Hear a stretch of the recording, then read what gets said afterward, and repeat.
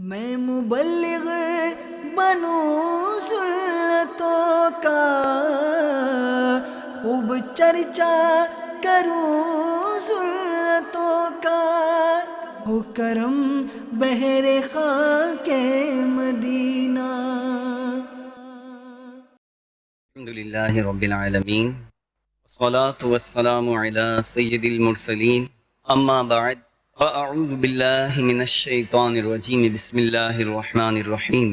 الصلاة والسلام علیک یا رسول اللہ وعلی آلک واصحابک یا حبیب اللہ، الصلاة والسلام علیک یا نبی اللہ وعلی آلک واصحابک یا نور اللہ۔ مدینہ کے سلطان رحمت عالمیان صلی اللہ تعالی علیہ وآلہ وسلم کا فرمان عظمت نشان ہے، جسے کوئی مشکل پیش آئے، جسے کوئی مشکل پیش آئے اسے مجھ پر کثرت سے درود پڑھنا چاہیے۔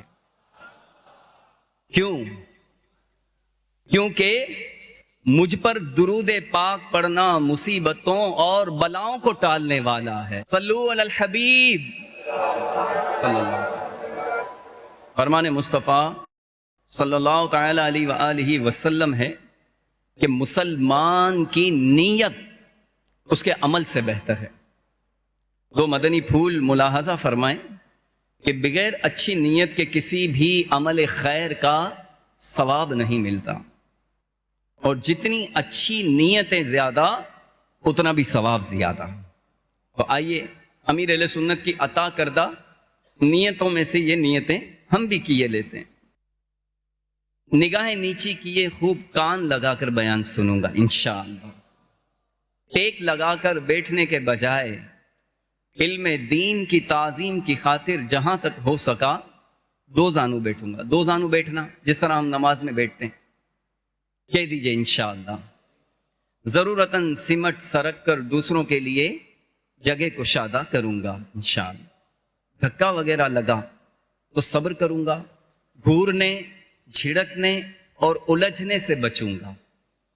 صلو علی الحبیب اذکر اللہ توبو الی اللہ وغیرہ سن کر ثواب کمانے اور صدا لگانے والوں کی دل جوئی کے لیے بلند آواز سے جواب دوں گا انشاءاللہ۔ بیان کے بعد خود آگے بڑھ کر سلام و مصافحہ اور انفرادی کوشش کروں گا انشاءاللہ۔ میں بھی نیت کرتا ہوں کہ اللہ عز و جل کی رضا پانے اور ثواب کمانے کے لیے بیان کروں گا انشاءاللہ۔ حتی الامکان دیکھ کر بیان کروں گا۔ پارہ 14 سورۃ النحل آیت نمبر 125، ادعو الی سبیل ربک بالحکمت والموعظۃ الحسنہ۔ ترجمہ کنز ایمان، اپنے رب کی راہ کی طرف بلاؤ پکی تدبیر اور اچھی نصیحت سے۔ اور بخاری شریف کی حدیث میں وارد اس فرمان مصطفیٰ صلی اللہ تعالی علیہ وآلہ وسلم، یعنی بلغوا عنی ولو آیا، پہنچا دو میری طرف سے اگرچہ ایک ہی آیت ہو، میں دیے ہوئے احکام کی پیروی کروں گا انشاءاللہ۔ نیکی کا حکم دوں گا اور برائی سے منع کروں گا۔ اشعار پڑھتے نیز عربی، انگریزی اور مشکل الفاظ بولتے وقت دل کے اخلاص پر توجہ رکھوں گا انشاءاللہ، یعنی اپنی علمیت کی دھاک بٹھانی مقصود ہوئی تو بولنے سے بچوں گا۔ مدنی قافلے، مدنی انعامات نیز علاقائی دورہ برائے نیکی کی دعوت وغیرہ کی رغبت دلاؤں گا انشاءاللہ۔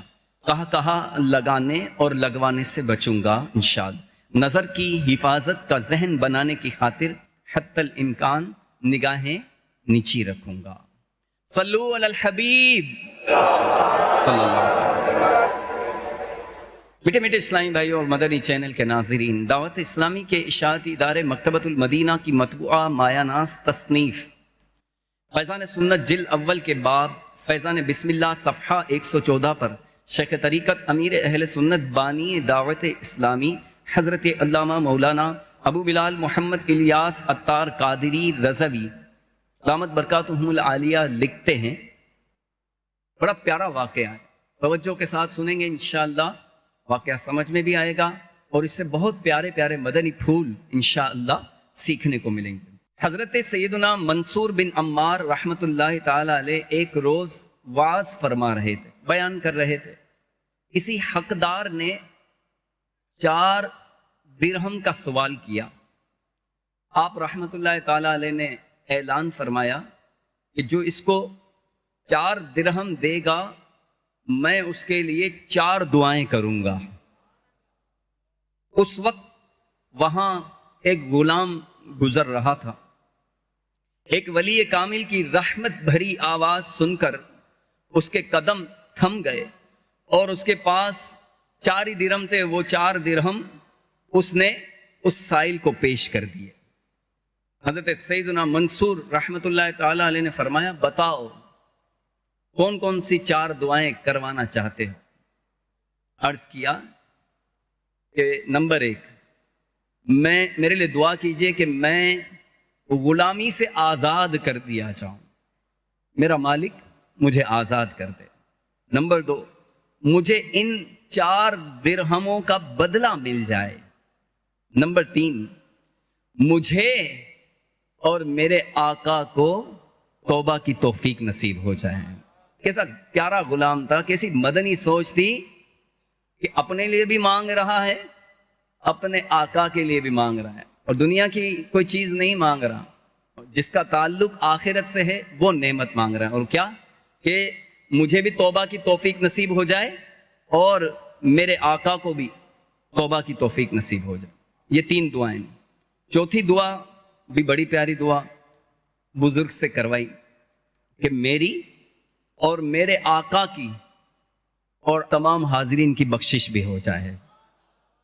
کیسی پیاری مدنی سوچ تھی، اپنے لیے بھی مانگا دوسروں کے لیے بھی مانگا. حضرت سیدنا منصور بن عمار رحمۃ اللہ تعالی علیہ نے ہاتھ اٹھا کر دعا فرما دی. غلام اپنے آقا کے پاس دیر سے پہنچا.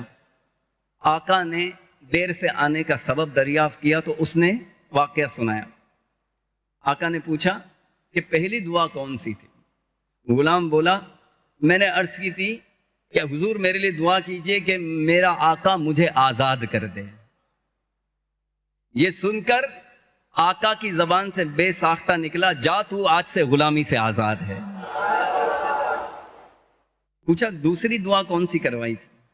کہا کہ 4 درہم جو میں نے اس مانگنے والے کو دیے تھے اس کا نعم البدل مجھے مل جائے. آقا نے جواب دیا کہ میں نے تجھے 4 درہم کے بدلے 40,000 درہم دیے. پوچھا تیری تیسری دعا کیا تھی؟ بولا مجھے اور میرے آقا کو گناہوں سے توبہ کی توفیق نصیب ہو جائے. یہ سنتے ہی آقا کی زبان پر استغفار جاری ہو گیا اور کہنے لگا کہ میں اللہ عز و جل کی بارگاہ میں اپنے تمام گناہوں سے توبہ کرتا ہوں. 4تھی دعا بھی بتا دو. کہا میں نے التجا کی کہ میرے آقا میری اور میرے آقا کی اور آپ جناب کی اور تمام حاضرین اجتماع کی مغفرت ہو جائے. یہ سن کر آقا نے کہا کہ 3 باتیں جو میرے اختیار میں تھیں وہ تو میں نے کر لی، 4تھی سب کی مغفرت والی یہ میرے اختیار میں نہیں. تو اسی رات اس غلام کے آقا نے خواب میں کسی کہنے والے کو سنا کہ جو تمہارے اختیار میں تھا وہ تم نے کر دیا اور میں ارحم الراحمین ہوں، میں نے تمہیں تمہارے غلام کو اور تمام حاضرین کو بخش دیا. سبحان اللہ تعالیٰ کی رحمت قیمت نہیں بہانے تلاش کرتی. تو اے میرے میٹھے میٹھے اسلامی بھائیوں اور مدنی چینل کے ناظرین، آپ نے دیکھا کہ راہ خدا عز و جل میں مال خرچ کرنے سے کیسی کیسی برکتیں حاصل ہوتی ہیں. غلام کو غلامی سے آزادی بھی مل گئی. صرف 4 درہم صدقہ کیے تو اللہ تعالیٰ نے اسے اس صدقے کی برکت سے آقا کے ذریعے سے ان 4 درہم کے بدلے 4,000 درہم عطا فرما دی اور اسے غلامی سے آزادی کا پروانہ بھی مل گیا. نیز اللہ عز و جل نے اس صدقے کی برکت سے غلام اور اس کے آقا سمیت کئی لوگوں کی مغفرت فرما دی. واقعی جو اللہ عز و جل کی راہ میں اخلاص کے ساتھ صدقہ کرتا ہے، اللہ تعالیٰ اس کو دگنا یعنی ڈبل اجر عطا فرماتا ہے، بلکہ اس سے بھی زیادہ عطا فرماتا ہے نا۔ اور لہٰذا ہمیں بھی چاہیے کہ وقتاً فوقتاً جب جب ہمیں سعادت ملے، ہمیں موقع ملے، تو ہمیں اللہ تعالیٰ کی راہ میں حسب توفیق ضرور صدقہ کرنا چاہیے۔ انشاءاللہ ہمیں اس کی بے شمار دینی اور دنیاوی برکتیں حاصل ہوں گی۔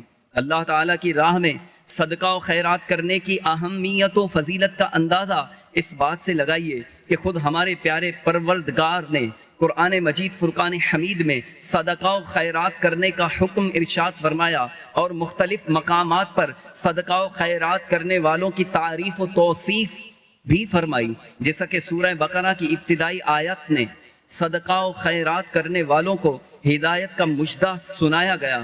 چنانچہ فرمان خداوندی ہے، ہدایت ہے ڈر والوں کو، وہ جو بے دیکھے ایمان لائے اور نماز قائم رکھیں اور ہماری دی ہوئی روزی میں سے ہماری راہ میں اٹھائیں۔ صدر الافاضل حضرت علامہ مولانا مفتی سید محمد نعیم الدین مراد آبادی علیہ رحمۃ اللہ الہادی اس آیت کے اس حصے یعنی وَمِمَّا رَزَقْنَاهُمْ يُنْفِقُونَ کے تحت فرماتے ہیں کہ راہ خدا میں یعنی اللہ کی راہ میں خرچ کرنے سے یا زکوٰۃ مراد ہے، جیسا کہ دوسری جگہ فرمایا یقیمون الصلاۃ ویؤتون الزکاۃ، یا مطلق انفاق یعنی راہ خدا میں مطلقاً خرچ کرنا مراد ہے۔ تو خواہ فرض ہو یا واجب ہو، اللہ کی راہ میں خرچ کرنے کی مختلف قسمیں ہیں، وہ یا تو فرض ہوتا ہے یا واجب ہوتا ہے یا نفل ہوتا ہے۔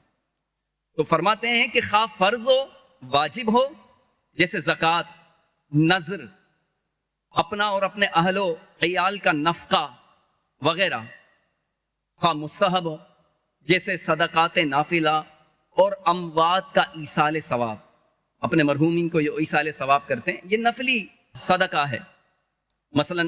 اچھا، اس میں مزید مسئلہ بھی ہمیں اس آیت کے تحت سیکھنے کو مل رہا ہے۔ فرماتے ہیں کہ 11ویں فاتحہ، تیجا، 40واں بھی اس میں داخل ہے کہ وہ سب صدقات نافلہ ہیں۔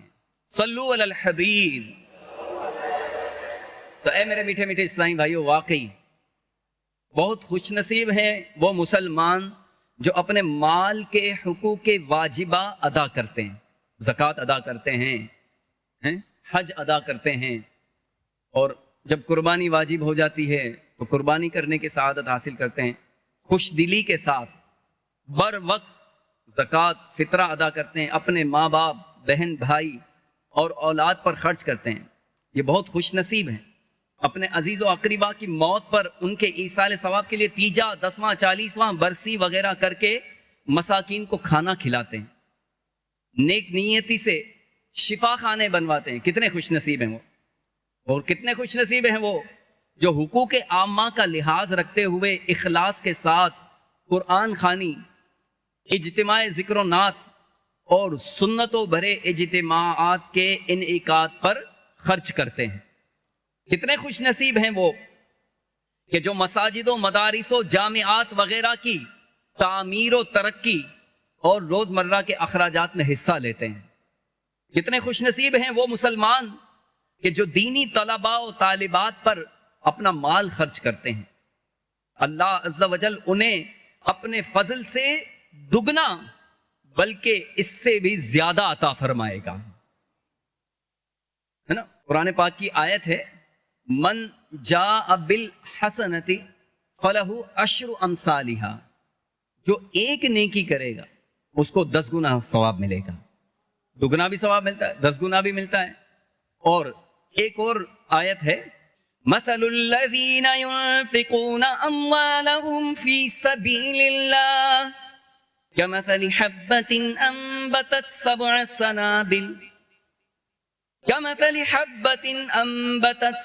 سنابل في كل سنبلة 100 حبة والله يضاعف لمن يشاء والله واسع عليم۔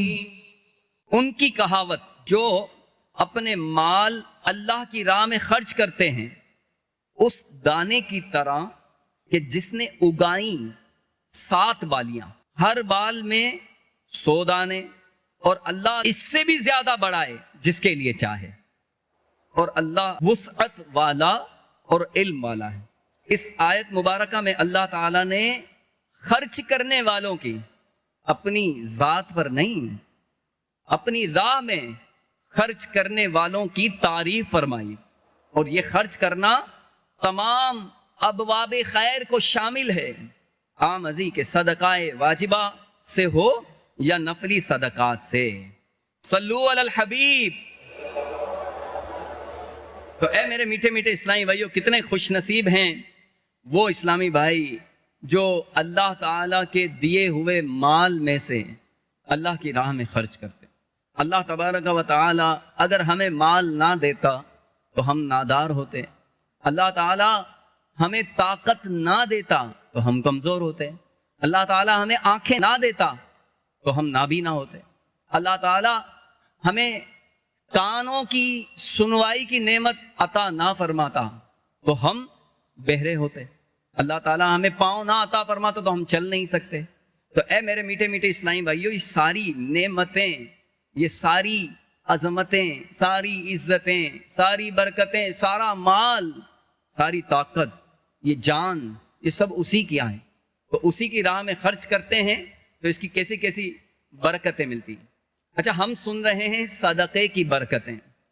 اچھا، ہم اسلامی بھائی الحمدللہ یہ دعوت اسلامی کے مدنی ماحول کی برکت سے ہمیں اصطلاحات بھی سکھائی جاتی ہیں، اسلامی ٹرمنالوجی جو ہوتی ہے، اصطلاحات جو ہوتی ہیں وہ بھی ہمیں سکھائی جاتی ہیں۔ الحمدللہ جو مدنی مذاکروں میں شرکت کرتے ہیں، مدنی مذاکرے دیکھتے سنتے ہیں، وہ بخوبی جانتے ہیں کہ امیر اہل سنت ان کی تعریفات بھی بیان فرماتے ہیں اور ان کے تلفظ بھی بیان کرتے ہیں۔ تو اکثر صدقے کو صدقہ کہا جاتا ہے، لوگوں کو اس کا تلفظ درست معلوم نہیں ہوتا، معلوم ہوتا ہے تو زبان پر جاری نہیں ہوتا۔ یاد رکھیے، صدقہ اور صدقہ ان دونوں میں فرق ہے۔ صدقہ کہتے ہیں واسطے کو، وسیلے کو، جیسے شعر ہے نا، صدقہ پیارے کی حیا کا کہ نہ لے مجھ سے حساب، بخش بے پوچھے لجائے کو لجانا کیا ہے۔ یعنی پیارے کی حیا کا، محبوب کی حیا و پاکیزگی کا واسطہ مولا مجھ سے حساب نہ لے، بس اپنی رحمت سے تو بے حساب بخش دے۔ تو یہاں صدقہ ہے، دال پر جزم ہے، دال ساکن ہے، اور یہاں جو انفاق فی سبیل اللہ یہاں مراد ہے جس سے، وہ ہے صدقہ، دال پر زبر ہے، دال پر کیا ہے؟ زبر۔ تو ہو سکے تو امیر اہل سنت کے ہم اس ادا کو ادا بھی کر لیتے ہیں، ایک بار دوہرا لیجئے، 2-3 بار دوہرا لیجئے کہ صدقہ صدقہ صدقہ۔ تو انشاءاللہ آپ کوشش کریں گے صدقہ ہی کہیں گے انشاءاللہ۔ یہ جو کہا جاتا ہے صدقے کا بکرا، صدقہ ادا کر دیں بلا ٹل جائے گی، کوئی کام کرنے سے پہلے اچھی بات ہے مرغی کا صدقہ دے دیں، بکرے کا صدقہ دے دیں، کچھ اللہ کی راہ میں انڈا ہی صدقہ دے دیں، صدقہ نہیں ہے۔ اب کیا کہیں گے؟ کیا ادا کر دیں؟ کیا ادا کریں؟ صدقہ۔ اور ہم کس کی فضیلت سن رہے ہیں؟ صدقہ کی، انشاءاللہ۔ صلو علی الحبیب۔ صدقے کی ڈیفینیشن، صدقے کی تعریف بھی معلوم ہونی چاہیے کہ کیا ہے، صدقہ کہتے کسے ہیں۔ چنانچہ صدقہ کا مطلب یہ ہے کہ کوئی چیز اللہ کی راہ میں دی جائے اور اس کے ذریعے لوگوں میں اپنی واہ واہ کرانا مقصود نہ ہو، بلکہ اللہ عز و جل کی بارگاہ سے اجر و ثواب حاصل کرنے کی نیت ہو۔ اب کیا پتا چلا کہ اللہ کی راہ میں جو مال خرچ کیا جائے وہ صدقہ ہے، ٹھیک ہے، اور اس میں نیت کیا ہو کہ میں صدقہ کروں گا، میری تصویر اخبار میں آ جائے گی یا میڈیا پر میری تصویر آ جائے گی، یا لوگ مجھے اچھا کہیں گے، امام صاحب میرا نام لے کر دعا کر دیں گے کہ فلاں صاحب نے، فلاں حاجی صاحب نے مسجد کی صفیں دی ہیں، مسجد میں اے سی لگوا دیا، ٹھنڈے پانی کا کولر لگوا دیا، وغیرہ وغیرہ۔ یہ نیت نہ ہو، صرف مقصد کیا ہو کہ اللہ کی بارگاہ میں اجر و ثواب حاصل کرنا چاہتا ہوں، تو اس کو کیا کہتے ہیں؟ صدقہ۔ اب ہمارے یہاں بڑا عجیب کانسیپٹ ہے کہ جو چیز ہمارے کام کی نہیں ہوتی وہ ہم اللہ کی راہ میں دے دیتے ہیں۔ کھانا بچ گیا، اب رکھیں گے کہاں رکھیں؟ لائٹیں چلی جاتی ہیں، فریج بھی بند ہو جاتا ہے، تو اب اس کو کہاں رکھیں؟ ایسا کرتے ہیں کسی کو دے دیتے ہیں، کام والی کو دے دیتے ہیں، کسی فقیر کو دے دیتے ہیں، وغیرہ وغیرہ۔ تو اے میرے میٹھے میٹھے اسلامی بھائیو، اللہ کی راہ میں خرچ کرنا چاہیے، ضرور خرچ کرنا چاہیے، اور مگر اپنی پسندیدہ چیز کو خرچ کرنا چاہیے۔ قرآن پاک میں اللہ تعالیٰ نے پارہ 4 سورہ آل عمران کی آیت نمبر 92 میں ارشاد فرمایا، لَن تَنَالُوا الْبِرَّ حَتَّى تُنْفِقُوا مِمَّا تُحِبُّونَ وَمَا تُنْفِقُوا مِنْ شَيْءٍ فَإِنَّ اللَّهَ بِهِ عَلِيمٌ۔ ترجمہ کنز ایمان، تم ہرگز بھلائی کو نہ پہنچو گے جب تک راہ خدا میں اپنی پیاری چیز نہ خرچ کرو، اور تم جو کچھ خرچ کرو اللہ کو معلوم ہے۔ صدر الافاضل حضرت مولانا سید محمد نعیم الدین مراد آبادی اس آیت کی تفسیر میں فرماتے ہیں کہ حضرت ابن عمر رضی اللہ تعالی عنہما نے فرمایا کہ یہاں خرچ کرنا عام ہے، تمام صدقات کا، یعنی واجبہ ہوں یا نافلہ، سب اس میں داخل ہے۔ حسن کا قول ہے کہ جو مال مسلمانوں کو محبوب ہو، پسندیدہ ہو، اسے رضائے الہی کے لیے خرچ کرے، وہ اس آیت میں داخل ہے، خواہ ایک کھجور ہو۔ حضرت سیدنا عمر بن عبدالعزیز، یعنی ہمارے بزرگوں کا قرآن پاک کی آیات پر، ہمارے آقا صلی اللہ تعالی علیہ وآلہ وسلم کے ارشادات پر عمل کیسا ہوتا تھا؟ جو سنا لبیک، اس پر عمل کرنا ہے۔ کیسا پیارا انداز ہوتا تھا۔ ہمیں حضرت عمر بن عبدالعزیز رضی اللہ تعالی عنہ کا یہ طرز عمل کہ اللہ کی راہ میں خرچ کرنا اور کیسے خرچ کرنا، یہ بہت کچھ سکھائے گا۔ آپ کا کیا معمول تھا؟ آپ کے بارے میں روایتوں میں ہے کہ آپ شکر کی بوریاں خرید کر صدقہ کر دیا کرتے تھے۔ اور ظاہر ہے آپ اتنی رقم بھی اللہ کی راہ میں خرچ کر سکتے تھے، لیکن آپ ظاہر صدقہ کرنے کے لیے، اللہ کی راہ میں خرچ کرنے کے لیے پہلے شکر کی بوریاں خریدتے تھے، پھر اسے تقسیم کرتے تھے۔ ان سے پوچھا گیا کہ حضرت اس کی قیمت ہی کیوں ادا نہیں کرتے تھے؟ فرمایا کہ شکر مجھے محبوب و مرغوب ہے، مجھے اچھی لگتی ہے، شکر مجھے پسند ہے، یہ چاہتا ہوں کہ اللہ کی راہ میں اپنی پسندیدہ چیز کو خرچ کروں۔ کتنا پیارا عمل تھا۔ ہمیں جو چیز پسند ہے، ہمیں جو ڈش اچھی لگتی ہے، کبھی ہم فقیر کو، ہم نے کبھی وہ کھانا کھلایا؟ ہم فقیر کو کھانا کھلاتے ہیں جو ہوٹل کے باہر بیٹھے ہوئے ہوتے ہیں، بھائی یہ اتنے فقیر کو کھانا کھلا دینا، ہوٹل والے کو پیسے دیے اور چلتے بنے۔ اب وہ جیسا کھانا کھلائے، جیسی روٹی کھلائے، یہ اس کے نصیب یا ہوٹل والے کے نصیب یا ہمارے نصیب۔ تو اے میرے میٹھے میٹھے اسلامی بھائیو، کبھی جو ہم کھاتے ہیں، کبھی ہم نے گھر میں اچھا کھانا بنوا کر، ہوٹل سے اچھا کھانا لے کر جو اپنے لیے ہم کھاتے ہیں، جو آؤٹنگ کرتے ہیں، جو ہوٹلنگ ہم کرتے ہیں، کبھی ہم نے کسی فقیر کو کھانا کھلایا؟ اچھا ہوٹل میں بھی ہم کتنا کھانا لے کر ضائع کر دیتے ہیں، وہی کھانا بچ جائے تو پھر کسی فقیر کو دیتے ہیں۔ تو کبھی کسی فقیر کے لیے آرڈر کیا؟ اور ضروری نہیں فقیر سے مراد یہاں وہ فقیر ہیں جو گلیوں بازاروں میں، چوراہوں پر مانگتے پھرتے ہیں۔ امام اہل سنت سیدی اعلیٰ حضرت کی تعلیمات تو یہ ہیں کہ ان پیشاور گداگروں کو دینا، یہ ان کی حوصلہ افزائی ہے، ان کو دینا جائز نہیں۔ ایسے بہت سارے سفید پوش ہیں کہ جن کی ہم خاطر مدارات کر سکتے ہیں، جن کی ہم ضرورتیں پوری کر سکتے ہیں۔ ہم نظر تو دوڑائیں اپنے اطراف میں، اپنے آس پاس، اپنے پڑوس میں، ہمیں ایسے بہت سارے گھر مل جائیں گے کہ جو بیچارے ضرورت مند ہوتے ہیں، وہ سوال نہیں کر سکتے۔ ہم اپنی دنیا میں اتنے مست ہوتے ہیں، اپنے ہی مزوں میں اتنے مگن ہوتے ہیں کہ ہمیں دوسروں کی پڑی نہیں ہوتی۔ بہرحال اللہ تبارک و تعالی ہمیں اپنی راہ میں خوب صدقہ و خیرات کرنے کی توفیق عطا فرمائے۔ صلو علی الحبیب۔ میرے آقا صلی اللہ تعالی علیہ وآلہ وسلم آپ فرماتے ہیں، حضرت اسماء بنت ابو بکر سے مروی ہے، وہ فرماتی ہیں کہ رسول اللہ صلی اللہ تعالی علیہ وآلہ وسلم نے مجھ سے فرمایا کہ ہاتھ نہ روکو ورنہ تم سے بھی روک لیا جائے گا۔ تو اے میرے میٹھے میٹھے اسلامی بھائیوں، واقعی راہ خدا میں خرچ کرنے سے ہاتھ روکنا، اللہ کی راہ میں دینے سے ہاتھ کو روک لینا، صدقہ و خیرات میں کنجوسی کرنا، گن گن کر مال جمع کرنا اور حاجت مندوں کی طرف سے منہ پھیر لینا بہت محرومی کی بات ہے، کیونکہ راہ خدا میں خرچ کرنا اور صدقہ و خیرات کرنا تو سعادت کا کام ہے۔ اگر ہم نہیں کریں گے تو یہ نیک کام اللہ تعالیٰ کسی اور سے لے لے گا۔ یاد رکھیے کہ جس طرح راہ خدا میں خرچ کرنا انسان کی اپنی ذات کے لیے مفید ہے، اسی طرح بخل سے کام لینا بھی اس کی اپنی ہی ذات کے لیے خسارے یعنی نقصان کا باعث۔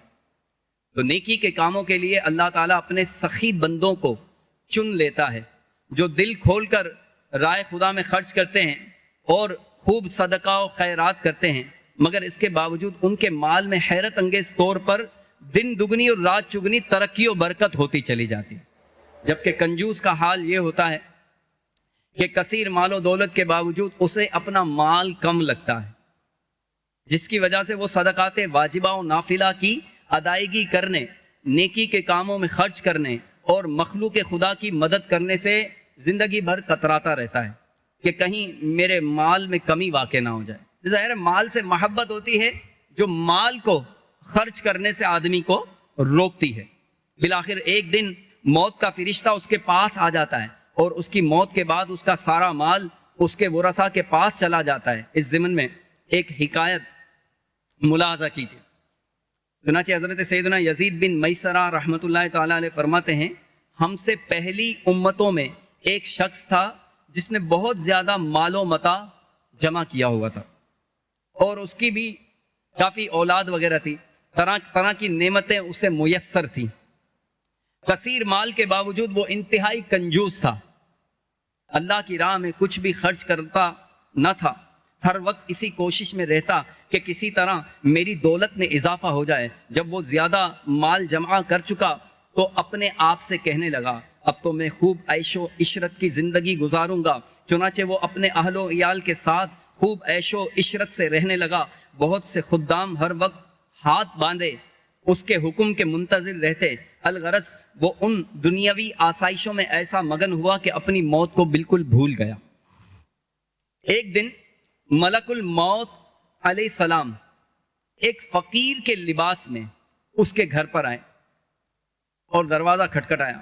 غلام فوراً دروازے کی طرف دوڑا، جیسے ہی دروازہ کھولا تو سامنے ایک فقیر کو پایا۔ اس سے پوچھا کہ تو یہاں کس لیے آیا ہے؟ ملک الموت علیہ السلام نے جواب دیا، جاؤ اپنے مالک کو باہر بھیجو، مجھے اسی سے کام ہے۔ خادموں نے جھوٹ بولتے ہوئے کہا، وہ تو تیرے ہی جیسے کسی فقیر کی مدد کرنے کے لیے باہر گئے۔ حضرت سیدنا ملک الموت علیہ السلام نے کچھ دیر بعد دوبارہ دروازہ کھٹکھٹایا۔ غلام باہر آئے تو ان سے کہا کہ جاؤ اور اپنے آقا سے کہو کہ میں ملک الموت ہوں۔ جب اس مالدار شخص نے یہ بات سنی تو بہت خوفزدہ ہوا اور اپنے غلاموں سے کہا، جاؤ اور ان سے بہت نرمی سے گفتگو کرو۔ خدام باہر آئے اور حضرت سیدنا ملک الموت سے کہنے لگے، آپ ہمارے آقا کے بدلے کسی اور کی روح قبض کر لیں اور اسے چھوڑ دیں، اللہ آپ کو برکتیں عطا فرمائے۔ حضرت سیدنا ملک الموت علیہ السلام نے فرمایا، ایسا ہرگز نہیں ہو سکتا۔ پھر ملک الموت علیہ السلام اندر تشریف لے گئے اور اس مالدار شخص سے کہا، تجھے جو وصیت کرنی ہے کر لے، میں تیری روح قبض کیے بغیر یہاں سے نہیں جاؤں گا۔ یہ سن کر سب گھر والے چیخ اٹھے اور رونا دھونا شروع کر دیا۔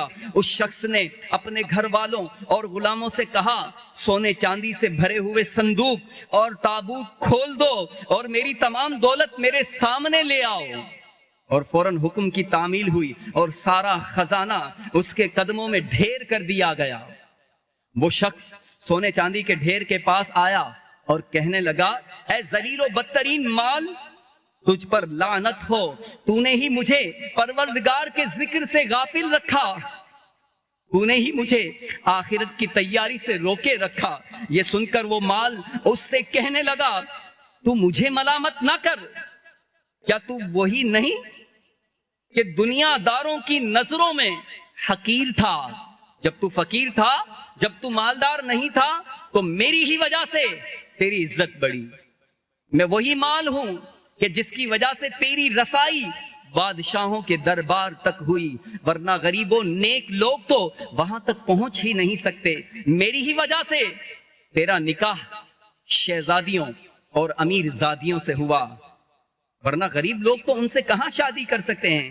اب یہ تو تیری بدبختی ہے کہ تو نے مجھے شیطانی کاموں میں خرچ کیا. اگر تو مجھ مال کو اللہ کے کاموں میں خرچ کرتا تو یہ ذلت اور رسوائی تیرا مقدر نہ بنتی. کیا میں نے تجھ سے کہا تھا کہ تو مجھے نیک کاموں میں خرچ نہ کر؟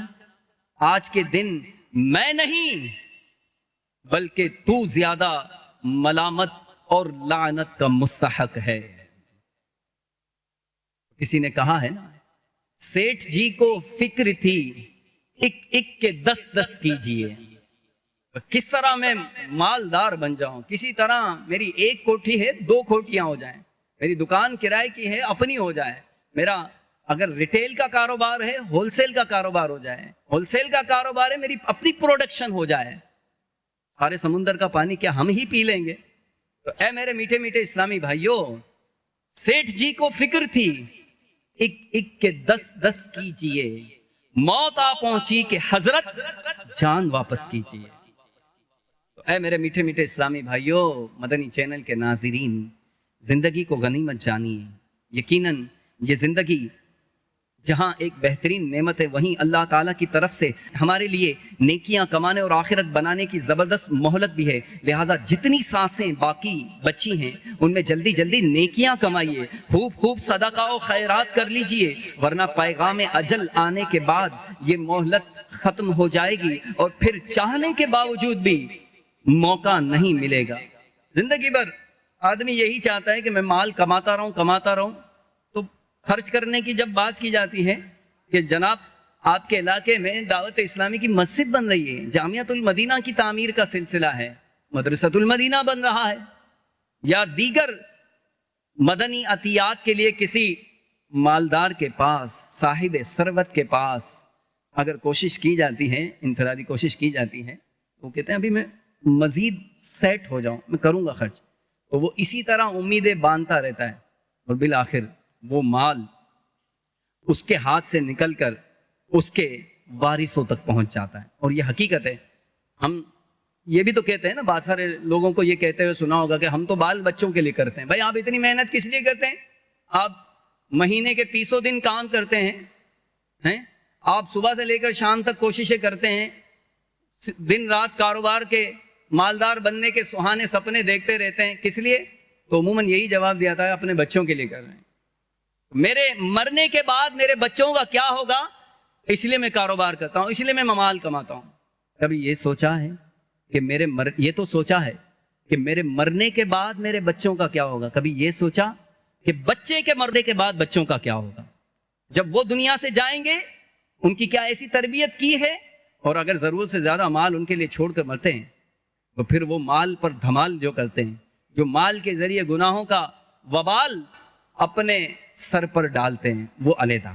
تو اے میرے میٹھے میٹھے اسلامی بھائیوں، حضرت سیدنا حارث بن سوید رضی اللہ تعالیٰ عنہ سے روایت ہے کہ تاجدار رسالت صلی اللہ تعالیٰ علیہ وآلہ وسلم سے روایت ہے، ارشاد فرمایا کہ تم میں سے کس کو اپنے مال سے زیادہ وارث کا مال پسند ہے؟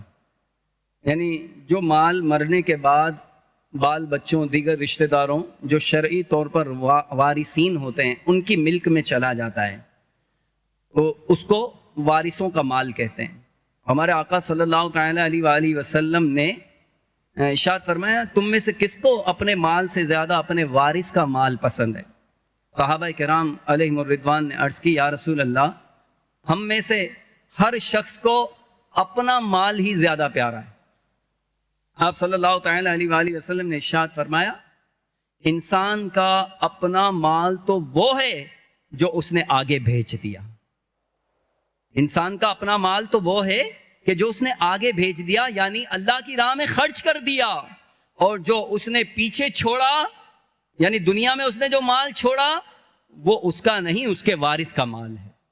تو اے میرے میٹھے میٹھے اسلامی بھائیو، اللہ کرے ہمیں بھی صدقے کی توفیق نصیب ہو، خوب اللہ کی راہ میں خرچ کرنے کی سعادت ملے۔ صدقے کے متعلق ہمارے آقا صلی اللہ تعالیٰ علیہ وآلہ وسلم کے چند ارشادات بھی سن لیجئے۔ ہمارے آقا صلی اللہ تعالیٰ علیہ وآلہ وسلم فرماتے ہیں الصدقۃ تسد 70 بابا من السوء، یعنی صدقہ برائی کے 70 دروازے بند کر دیتا ہے۔ مزید ہمارے آقا صلی اللہ تعالیٰ علیہ وآلہ وسلم فرماتے ہیں ہر شخص بروز قیامت اپنے صدقے کے سائے میں ہوگا، یہاں تک کہ لوگوں کے درمیان فیصلہ فرما دیا جائے۔ اسی طرح مزید بھی ارشادات اس میں ملتے ہیں صدقے کے فضائل میں۔ ایک واقعہ کہ ہمارے بزرگان دین اللہ کی راہ میں خرچ کرتے تھے، ان کو کیسی کیسی برکتیں ملتی تھیں۔ حضرت ابو کبشہ انماری رضی اللہ تعالیٰ عنہ سے مروی ہے کہ انہوں نے نبی پاک صلی اللہ تعالیٰ علیہ وآلہ وسلم کو فرماتے سنا کہ 3 باتیں وہ ہیں کہ جن پر میں قسم کھاتا ہوں اور ایک بات کی تمہیں خبر دیتا ہوں، اسے یاد رکھو۔ فرمایا کہ کسی بندے کا مال صدقہ کرنے سے کم نہیں ہوتا اور کوئی ظلم نہیں کیا جاتا جس پر وہ صبر کرے، مگر اللہ تعالیٰ اس کی عزت بڑھاتا ہے۔ اور کوئی اپنے لیے مانگنے کا دروازہ نہیں کھولتا مگر اللہ تعالیٰ اس پر فقیری کا دروازہ کھول دیتا ہے۔ اور تمہیں ایک اور بات بتا رہا ہوں، اسے یاد رکھو۔ کون فرما رہے ہیں؟ ہمارے آقا، ہمارے شفیق آقا، ہمارے کریم آقا، ہمارے عظیم آقا صلی اللہ تعالیٰ علیہ وآلہ وسلم فرما رہے ہیں تمہیں ایک اور بات بتا رہا ہوں، اسے یاد رکھو۔ فرمایا دنیا 4 قسم کے بندوں کی ہے۔ نمبر 1 وہ بندہ جسے اللہ تعالیٰ نے مال اور علم دیا تو وہ اس میں اللہ تعالیٰ سے ڈرتا اور نیک اعمال کرتا ہے، صلہ رحمی یعنی رشتہ داروں سے حسن سلوک کرتا ہے اور اس میں اللہ تعالیٰ کا حق پہچانتا ہے، صدقہ و زکوٰۃ ادا کرتا ہے، یہ شخص بہترین درجے میں ہے۔ نمبر 2 وہ بندہ جسے اللہ تعالیٰ نے علم دیا اور مال نہیں دیا، وہ خلوص نیت کے ساتھ کہتا ہے کہ اگر میرے پاس مال ہوتا تو میں فلاں یعنی پہلے شخص کی طرح عمل کرتا، اسے اس کی نیت کا بدلہ ملے گا اور ان دونوں یعنی پہلے اور دوسرے کا ثواب برابر ہے۔ نمبر 3 وہ بندہ کہ جسے اللہ تعالیٰ نے مال دیا اور علم نہ دیا تو وہ اپنے مال میں بغیر سوچے سمجھے تصرف یعنی خرچ کرتا رہتا ہے، اس میں اپنے رب سے نہیں ڈرتا، صلہ رحمی یعنی رشتہ داروں سے حسن سلوک نہیں کرتا اور نہ ہی اس میں حقوق اللہ کو پہچانتا ہے، صدقہ و زکوٰۃ ادا نہیں کرتا، یہ شخص بدترین درجے میں ہے۔ اور نمبر 4 وہ بندہ جسے اللہ تعالیٰ نے نہ مال دیا اور نہ علم، یہ کہتا ہے کہ اگر میرے پاس مال ہوتا تو میں فلاں یعنی تیسرے درجے کی طرح تصرف کرتا، اسے اس کی نیت کا بدلہ ملے گا اور ان دونوں یعنی تیسرے اور چوتھے شخص کا گناہ برابر ہے۔ تو اے میرے میٹھے اسلامی بھائیو، دیکھا آپ نے کہ وہ لوگ جو اپنے مال میں سے کچھ حصہ اللہ کی رضا کے لیے خرچ کرتے ہیں، اسی طرح وہ لوگ جو تنگ دستی کی وجہ سے مال تو خرچ نہیں کر سکتے، بعض غریب ہوتے ہیں بیچارے، وہ کہتے ہیں ہمارے پاس دل بہت بڑا ہوتا ہے، وہ کہتے ہیں کہ اگر ہمارے پاس مال آ جائے نا تو ہم بھی اللہ کی راہ میں مالداروں کی طرح، سخیوں کی طرح ہم بھی خرچ کریں۔ ایسوں کے لیے بھی روایتوں میں بشارتیں موجود ہیں کہ مگر ان کی یہ تمنا ہوتی ہے کہ اگر ہمارے پاس مال آیا تو ہم بھی اللہ کی راہ میں خرچ کریں۔ تو ایسے خوش نصیبوں کے بارے میں حدیث پاک میں فرمایا گیا کہ وہ بہترین درجے میں ہیں، بہترین درجے میں ہوں گے۔ تو ایک کاش ہم بھی ان خوش نصیبوں میں شامل ہو جائیں اور اپنے بزرگوں کی طرح، ہمارے صحابہ کرام کی طرح، ہمارے آقا کی طرح اللہ کی راہ میں خرچ کرتے رہیں۔ ایک واقعہ سماعت فرمائیں کہ ایک شخص خراسان سے بصرہ آیا اور اس نے مشہور ولی اللہ حضرت سیدنا حبیب عجمی رحمت اللہ تعالیٰ علیہ کے پاس 10,000 درہم بطور امانت رکھوائے اور کہا کہ آپ میرے لیے بصرہ میں ایک گھر خرید لیں، جب میں مکے سے واپس آؤں گا تو اس گھر میں رہوں گا۔ یہ کہہ کر وہ مکہ شریف چلا گیا۔ اب اسی دوران بصرہ میں لوگوں کو آٹے کی مہنگائی کا سامنا کرنا پڑا، ہو جاتی ہے نا مصنوعی قلت، شارٹیج پیدا کر دی جاتی ہے، تو مہنگائی ہو گئی، آٹا مہنگا ہو گیا. حضرت حبیب عجمی نے کیا کیا؟ جو آپ کے پاس 10,000 درہم وہ شخص رکھوا کر گیا تھا، آپ نے ان 10,000 درہموں کا آٹا خریدا اور سب غریبوں میں صدقہ کر دیا. ان سے کہا گیا کہ اس شخص نے آپ سے گھر خریدنے کے لیے کہا تھا اور آپ نے صدقہ کر دیا. فرمایا میں نے اس کے لیے جنت میں گھر لے لیا ہے. یہ ہر کوئی نہیں کہہ سکتا، آپ آگے سنیے گا. میں نے کیا خریدا ہے؟ اس کے لیے گھر خریدا ہے، مگر کہاں خریدا ہے؟ دنیا میں نہیں، جنت میں گھر خریدا ہے. اگر وہ اس پر راضی ہوگا تو ٹھیک، ورنہ میں اسے 10,000 درہم واپس دے دوں گا. اب وہ شخص واپس آتا ہے اور پوچھتا ہے کہ اے ابو محمد، یہ آپ کی کنیت تھی، کیا آپ نے میرے لیے گھر خرید لیا؟ جواب دیا ہاں، گھر تو خرید لیا، محلات، نہروں اور درختوں کے ساتھ گھر خریدا. تو وہ شخص بہت خوش ہوا اور کہنے لگا کہ میں اس گھر میں رہنا چاہتا ہوں. آپ رحمت اللہ تعالیٰ علیہ نے فرمایا میں نے وہ گھر اللہ تعالیٰ سے جنت میں خریدا ہے. یہ سن کر اس شخص کی خوشی مزید بڑھ گئی اور اس کی بیوی بولی. اب دیکھیں اللہ والوں سے حسن ظن کیسا ہوتا ہے، وہ جو کہہ دیں پکڑ لو اسی بات کو. وہ بیوی کہنے لگی کہ ان سے کہو کہ اپنی ضمانت، جو کچھ یہ کہہ رہے ہیں اس کو ایک پیپر پر لکھ دیں، اس کی دستاویز لکھ کر دے دیں. حضرت حبیب عجمی رحمت اللہ تعالی علیہ نے لکھا. اب پھر حبیب عجمی کا اور اللہ تعالیٰ کا معاملہ، ان کو بھی اپنے رب سے کیسا اعتقاد تھا، کیسا یقین تھا. لکھا انہوں نے بسم اللہ الرحمن الرحیم، جو گھر حبیب عجمی نے محلات، نہروں اور درختوں سمیت 10,000 درہم میں اللہ تعالیٰ سے فلاں بن فلاں کے لیے جنت میں خریدا ہے، یہ اس کی دستاویز ہے. اب اللہ تعالیٰ کے ذمہ کرم پر ہے کہ وہ حبیب عجمی کی ضمانت کو پورا فرما دے. کچھ عرصے بعد اس شخص کا انتقال ہو گیا. اس نے یہ وصیت کی تھی کہ میرے کفن میں یہ کاغذ ڈال دینا. اللہ والوں سے اعتقاد کیسا، یقین کیسا کہ وہ کاغذ میرے کفن میں ڈال دینا. تدفین کے بعد جب صبح ہوئی تو لوگوں نے دیکھا کہ اس شخص کی قبر پر وہ رکھا ہوا ہے جس میں لکھا ہوا تھا کہ یہ حبیب عجمی کے لیے اس مکان سے برات نامہ ہے جو انہوں نے فلاں شخص کے لیے خریدا تھا. اللہ تعالیٰ نے اس شخص کو وہ مکان عطا فرما دیا. اس مکتوب کو حبیب عجمی نے لے لیا اور یہ پڑھ کر بہت روئے اور فرمایا اللہ تعالیٰ کی جانب سے میرے لیے یہ برات نامہ ہے. اور یہ تو اللہ والوں کی، اولیاء کی بات ہے. کسی شاعر نے کہا ہے چاہیں تو اشاروں سے اپنے کایا ہی پلٹ دیں دنیا کی، یہ شان ہے ان کے غلاموں کی، یہ شان ہے ان کے غلاموں کی، سرکار کا عالم کیا ہوگا، سرکار کا عالم. اے میرے میٹھے میٹھے اسلامی بھائیو، راہ خدا عز و جل میں خرچ کرنے کے متعلق کچھ روایات، کچھ آیات، حکایات آپ کے گوش گزار کیے، تو اللہ کرے دل میں اتر جائے میری بات، مجھے بھی اللہ کی راہ میں خرچ کرنے کی سعادت نصیب ہو اور آپ کو بھی نصیب ہو. آمین بجاہ النبی الامین صلی اللہ تعالیٰ علیہ وسلم. میں مبلغ بنوں سنتوں کا خوب چرچا کروں سنتوں کا، ہو کرم بہر خاک